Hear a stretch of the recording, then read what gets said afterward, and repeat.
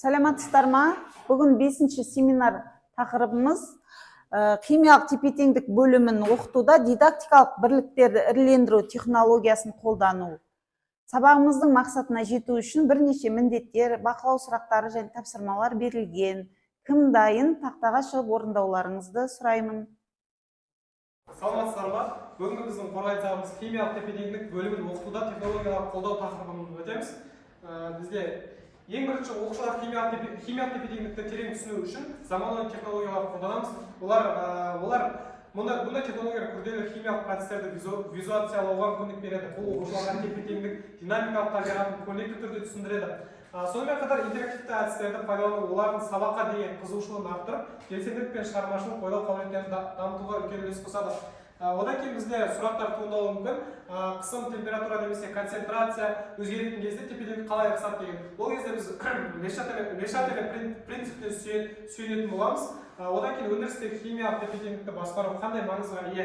Жалпы өндірісте аммиак синтезі, күкірт қышқылы өндірісі сияқты процестер тепе-теңдікті тиімді пайдалануға көмек бергізеді. Одан кейін тепе-теңдік жеткен кездегі реакция тоқтаймайды.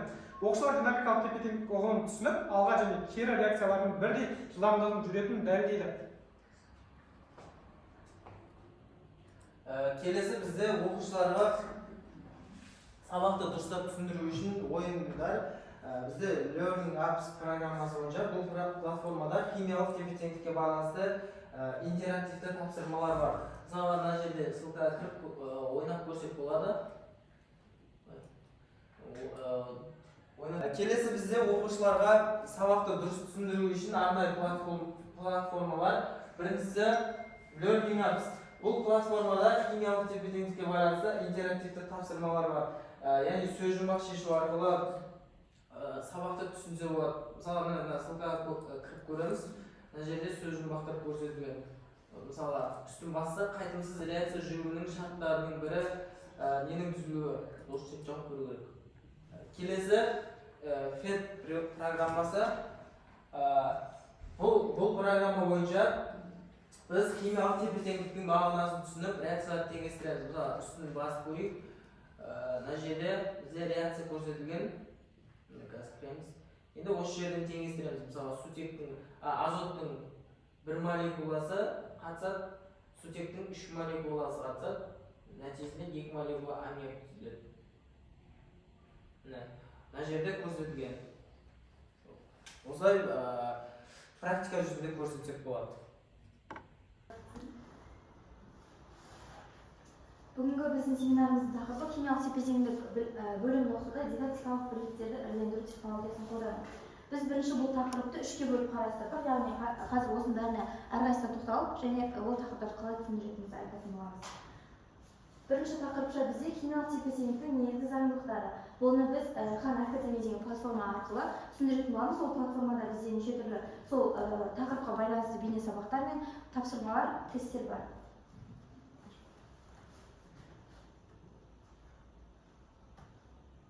Бұл бізде Хан Академияда химиялық тепе-теңдік туралы толық сабақ. Бұны біз аудара аламыз өзімізге ыңғайлы болу үшін. Ағылшын тіліне, орыс тіліне аударып шығарсақ болады. Бұл жерде бізде бейне материалдар, сондай-ақ квиз тапсырмалары, тесттеріміз бар.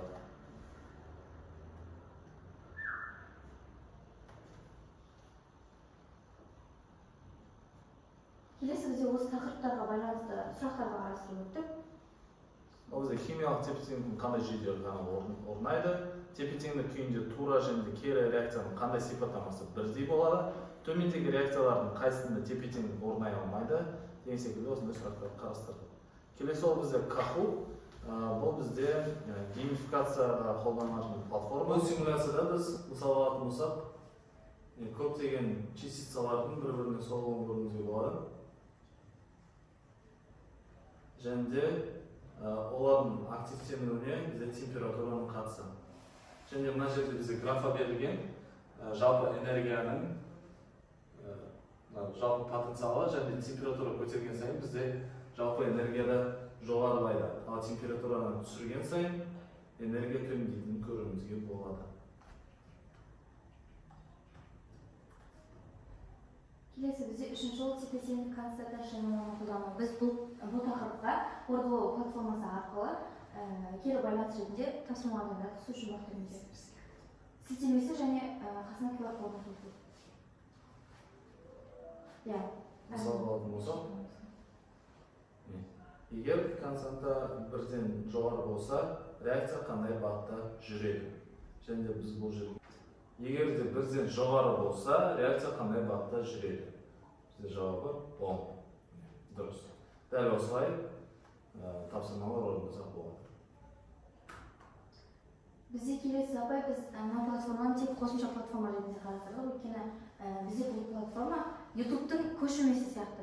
Әшейін YouTube сияқты, бірақ бұған біз андай қылып видеоны өзіміз түсіріп, өзі видео саласың. Сабақты түсіндіріп, оқушылар соны көріп, сол арқылы түсініп, ары қарай жұмыс жасайтын болады. Болды.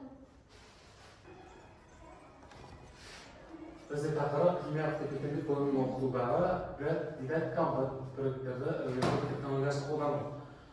Бізде жалпы дидактикалық бірліктерді ірілендіру технологиясы бұл бізде оқу материалдарын логикалық және құрылымды жағынан біріктіріп, білім алушыларға ақпаратты жүйелі түрде беріп, оларды меңгеруге мүмкіндік беретін педагогия әдіс болып табылады.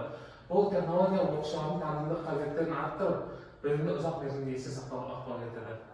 Міне осы технология бойынша біз химиялық тепе-теңдік тақырыбының мазмұнын былай қарастырдық. Бұл тақырып химия маңызды бөлімдерінің бірі болып табылады және келесі негізгі ұғымдарды қамтиды. Тура және қайтымды реакцияларды, химиялық тепе-теңдік және оның динамикалық сипаты, Вие-Шаттеле принципі, концентрация, қысым, температураның химиялық тепе-теңдікке әсерін, сонымен қатар тепе-теңдік константасы және оның есептеулерін қарастырады. Міне сол тақырыптарға байланысты Вие-Шаттеле принципіне байланысты бізде графикалық модельдеу, яғни осы сайт бойынша біз аударып алайық. Химиялық тепе-теңдік бөліміне кіріп және принцип Вие-Шаттеле таңдап, және бұл бізде химиялық бұл жерде бізде Вие-Шаттеле принципін түсіндіріп, сонымен қатар сабақтың мақсаты және эксперимент берілген. Яғни біз бұл жерде көлемді көбейтіп, концентрацияны көбейтсек, бізде мынау негізі қозғалу керекті. Міне. Бізде мұнда график жылжып жатыр. Сонымен қатар бұл жерде соңында бізде нелер қарастырылған тақырыптар, сұрақтар және тапсырмалар. Бұл платформа арқылы біз Вие-Шаттеле принципін толыққанды түсінуге және оны графикалық бейнесінде көруге болады.